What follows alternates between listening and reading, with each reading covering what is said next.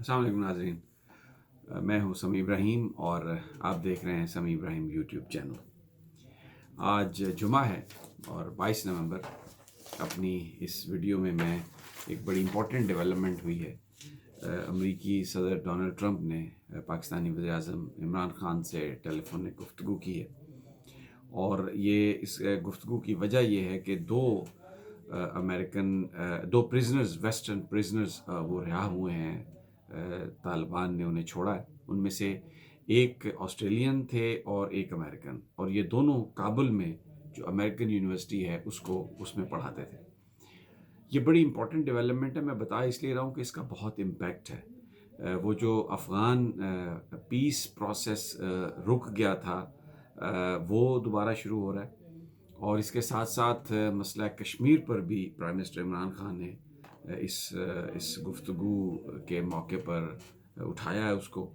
اور president Trump کو یہ بتایا ہے کہ صورتحال کشمیر میں بہت خراب ہے، اور سورسز ہمیں یہ کنفرم کر رہے ہیں کہ پریزیڈنٹ ٹرمپ نے بھی پوچھا کشمیر کی ویلی میں، ان کے پاس عمران خان صاحب سے پوچھا کہ کیا اطلاعات ہیں، تو جس پر پرائم منسٹر نے بتایا کہ وہاں پر کرفیو ہے، وہاں پر ظلم ہو رہا ہے، وہاں پر قتل و غارت ہے، اور امریکہ کو چاہیے، خاص طور پر پریزیڈنٹ ٹرمپ سے یہ کہا کہ آپ کو چاہیے کہ آپ نریندر مودی کے ساتھ اس حوالے سے بات کریں۔ کیا اس کا امپیکٹ ہوگا، کیا آگے چل کر ہم دیکھ رہے ہیں؟ تو یہ جو واقعہ، میں سب سے پہلے تھوڑا سا یہ جو پریزنرز تھے یہ کون ہیں، کب یہ اغوا ہوئے، اور ان کے بدلے میں جو 3 طالبان قیدی جو تھے ان کو جو رہا کیا جا رہا ہے، اس کا کیا امپیکٹ ہوگا اس پورے خطے میں، وہ بتانا بہت ضروری ہے آپ کو سمجھانے کے لیے۔ جو طالبان موومنٹ تھی اس کے اندر جو Jalaluddin Haqqani, basically Haqqani network, یہ اس کی ایک بڑی اہمیت اور یہ بڑا ایک اہم نیٹ ورک تھا، اور جب افغانستان میں سوویت یونین آئے تھے، مجاہدین بنے، تو یہ حقانی نیٹ ورک نے CIA کی مدد سے جنگ لڑی تھی، لاکھوں ڈالر ان کو دیے گئے تھے، اور پھر انہوں نے مجاہدین نے روسیوں کو وہاں سے بھگایا تھا۔ اس کے بعد جب طالبان کی گورنمنٹ ختم ہوئی تو امریکہ وہاں پر انویڈ ہوا 9/11 کے بعد، تو حقانی نیٹ ورک سب سے بڑا ٹارگٹ تھا، اور پاکستان پر یہ الزام لگتا تھا کہ حقانی نیٹ ورک جو ہے وہ پاکستان کی سپورٹ سے قائم ہے۔ اس کے جو جلال الدین حقانی ہیں وہ 2018 میں ان کا انتقال ہوا تھا، اور پھر سراج الدین حقانی جو بڑے بھائی ہیں جلال الدین کے، وہ اس گروپ کو لیڈ کر رہے ہیں۔ تو ان کے چھوٹے بھائی انس حقانی جو ہیں، ان کو گرفتار کیا گیا تھا 2014 میں، جب وہ بحرین میں تھے، اور وہ بیسیکلی جا رہے تھے ایک اور حافظ عبدالرشید جو ایک اور طالبان لیڈر ہیں ان کے ساتھ۔ حافظ عبدالرشید کے بھائی ہیں نبی قمری، ان کو امریکنز نے گرفتار کر لیا تھا، لیکن وہ گوانتانامو بے میں تھے، ان کو اس وقت رہا کیا گیا تھا۔ تو یہ انس حقانی اور حافظ الرشید جو ہے یہ نبی قمری سے ملنے کے لیے بحرین جا رہے تھے، جہاں پر انہیں امریکنز نے گرفتار کیا۔ اس کے بعد ان کو وہ قطر کے حوالے کیا گیا دوحہ میں۔ دوحہ جو ہے وہ امریکی سینٹ کام کی ایک بیس ہے، جہاں پر امریکہ کی ایک بڑی فوج مڈل ایسٹ میں موجود رہتی ہے۔ وہاں سے ان کو UAE اور پھر اس کے بعد افغان انٹیلیجنس کے حوالے کر دیا گیا تھا۔ 2016 میں کابل میں ان کو جو ایک ملٹری کورٹ ہے کابل کی، انہوں نے سزائے موت سنائی، اور پھر اس کے بعد بہت یہ ڈیمانڈ رہی کہ انس حقانی کو سزائے موت دے دی جائے، لیکن طالبان نے ہمیشہ یہ کہا تھا کہ اگر آپ نے انس حقانی کے ساتھ کچھ ایسی حرکت کی تو اس کے جو نتائج ہوں گے وہ بڑے خوفناک ہوں گے، اور پورا افغانستان پھر اس کی قیمت ادا کرے گا، جس پر اس معاملے کو روک لیا گیا، انہیں سزا موت نہیں دی گئی تھی۔ اب جو 3 قیدی جو رہا ہوئے ہیں ان میں سے ایک انس حقانی ہے، اور ایک حافظ عبدالرشید، جن کا میں نے آپ کو بتایا کہ ان کو گرفتار کیا گیا تھا انہی کے ساتھ، اور تیسرے حاجی ملی خان ہے، وہ بھی ایک طالبان لیڈر ہے۔ اور جو 2 پروفیسر جو تھے امریکن یونیورسٹی کے، ایک ان میں سے امریکنز تھے، وہ ان کا نام ہے کیون کنگ، اور دوسرے جو تھے وہ ٹیموتھی جان ویک۔ یہ دونوں کابل میں امریکن یونیورسٹی میں پڑھاتے تھے، اور ان کو اغوا کر لیا گیا تھا۔ 2017 میں طالبان نے ایک ویڈیو ریلیز کی تھی جن میں ان دونوں پروفیسرز کو دکھایا گیا تھا، بڑی یہ کمزور حالت میں تھے، اور یہ انہوں نے کہا کہ ہمیں ہمارے لیے، ہماری رہائی کے لیے امریکن حکومت جو ہے وہ طالبان کے ساتھ مذاکرات کرے، وگرنہ ہمیں مار دیا جائے گا۔ اور پھر ان کی جو خبریں آ رہی تھیں، ان کی جو صحت ہے وہ بھی بہت ڈیٹیریوریٹ ہو رہی تھی۔ جب طالبان کے ساتھ، مختلف گروپس کے ساتھ امریکہ نے مذاکرات کیے، تو شروع میں جو حقانی نیٹ ورک ہے، ان کے کسی نمائندے کو اس مذاکراتی ٹیم میں جو اس کی شمولیت ہے اس پر افغان حکومت بہت اعتراض کرتی رہی، لیکن ان کو شامل کر لیا گیا۔ پھر جب یہ ایک ایگریمنٹ ہونے کے نزدیک تھا بالکل، تو آپ کو سب کو پتہ ہے، میں یہ بالکل ریسنٹ ابھی ماضی ہے کہ کیمپ ڈیوڈ میں طالبان کو بلایا جا رہا تھا، وہاں پر پریزیڈنٹ ٹرمپ نے ان سے ملاقات کرنی تھی، لیکن اس وقت امریکنز کو یعنی اس سے ہٹانے کے لیے کابل میں ایک دھماکہ ہوا جس میں ایک فوجی مارا گیا امریکہ کا، اور پھر اس کے بعد پریزیڈنٹ ٹرمپ نے اس کو ختم کر دیا، ان مذاکرات کو۔ لیکن در حقیقت جو خبریں آئیں، جو انٹیلیجنس نے اکٹھی کی، اس میں انڈیا انوالو تھا اس انسیڈنٹ میں، اور اس کا مقصد یہ تھا کہ طالبان کے ساتھ مذاکرات کو امریکہ کے ختم کرایا جائے، کیونکہ اس میں پاکستان کا ایک کی رول تھا۔ یہ جو اس سارے عرصے میں، پچھلے 8-10 سال میں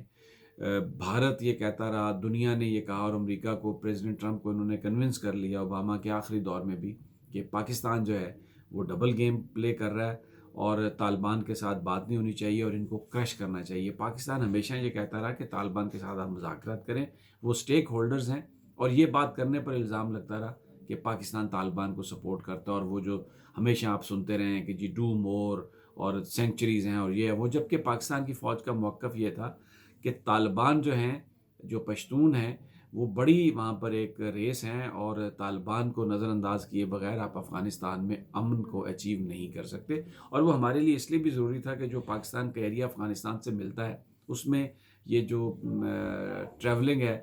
بہت آسان تھی، اور فیملیز آدھی ادھر رہتی ہیں، آدھر پاکستان میں رہتی ہیں، تو اصل اگر حقیقی معنوں میں امن قائم کرنا ہے تو پھر ان کو سٹیک ہولڈرز کو سب کو بٹھانا پڑے گا۔ لیکن امریکہ اس بات کو نہیں مانتا تھا، نیگوسیشن پہ نہیں مانتا تھا، لیکن بہرحال پرائم منسٹر عمران خان بھی یہ کہتے رہے، اور بھی پاکستان کی فوج بھی یہ کہتی رہی، اور بالآخر یہ مذاکرات جو شروع ہوئے تھے ان کو تارپیڈو کرنے کے لیے وہ کابل کا دھماکہ، امریکی فوج کی ہلاکت، اور یہ سب کچھ ہوا۔ پاکستان نے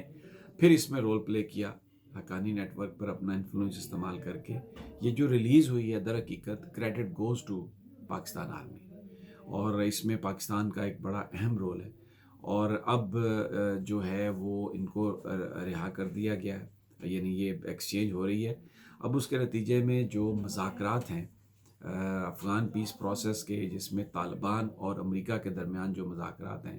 وہ دوبارہ شروع ہونے والے ہیں، اور وہ جو معاہدہ جو پینڈنگ تھا، وہ اس کے معاہدے ہونے کا امکان بہت بڑھ گیا۔ پریزیڈنٹ ٹرمپ نے جو عمران خان کو ٹیلی فون کیا، پھر انہوں نے جو افغان پریزیڈنٹ اشرف غنی، ان کو بھی فون کیا، اور ان کو امریکہ آنے کی دعوت بھی دی ہے۔ اور اب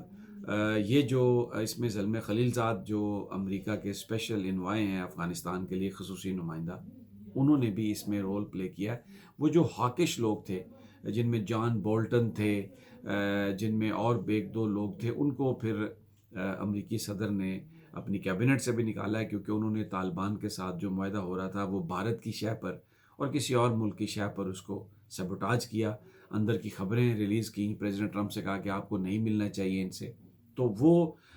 کیونکہ بھارت یہ نہیں چاہتا تھا کہ پاکستان امریکہ کے زیادہ نزدیک آئے یا کوئی گڈ ول کریٹ ہو، تو پھر 2-3 مہینے کا یہ گیپ آیا۔ اس کے بعد پاکستان پھر کامیاب ہوا ہے، پاکستان کے پرائم منسٹر کامیاب ہوئے ہیں، پاکستان کی فورسز نے اس حوالے سے بہت پازیٹیو رول ادا کیا ہے کہ علاقے میں امن قائم ہو، اور وہ مذاکرات سے ہی ہو سکتا ہے۔ اب اگلے چند دنوں میں امریکی صدر جو ہیں وہ افغان صدر سے بھی ملیں گے، مذاکراتی عمل جو ہے طالبان کے ساتھ وہ بھی شروع ہونے کا امکان ہے۔ اور اس موقع کو غنیمت جانتے ہوئے، جو ہمیشہ سے پرائم منسٹر عمران خان نے کہا ہے، امریکہ کو یہ باور کرانے کی کوشش کی ہے کہ جس طرح نیگوسیشن سے آپ نے افغانستان کا ایک پیس پروسیس کر کے آپ نے معاملے کا حل نکال رہے ہیں، کشمیر کا جو مسئلہ ہے وہ بھی مذاکرات سے ہی ہوگا، لیکن اس کے لیے ضروری ہے کہ آپ سب سے پہلے کشمیر کے اندر سے کرفیو کو اٹھائیں، وہاں پر جو لوگوں کے ساتھ زیادتی ہو رہی ہے اس زیادتی کو ختم کریں، اور یہ جو اسی طرز پر آپ بھارت کے ساتھ یہ بات کریں، اور پاکستان ہر طرح کی گفتگو اور مذاکرات کے لیے تیار ہے۔ اب کیونکہ میننگ فل پاکستان نے رول پلے کیا ہے، یہ جو 3 پرزنرز افغانستان طالبان کے ریلیز ہوئے ہیں، اس سے طالبان بھی یہ سمجھتے ہیں کہ پاکستان ایک بڑی سنجیدہ کوشش کر رہا ہے امن کے لیے، مذاکرات کے لیے، کیونکہ جب اچانک ابرپٹلی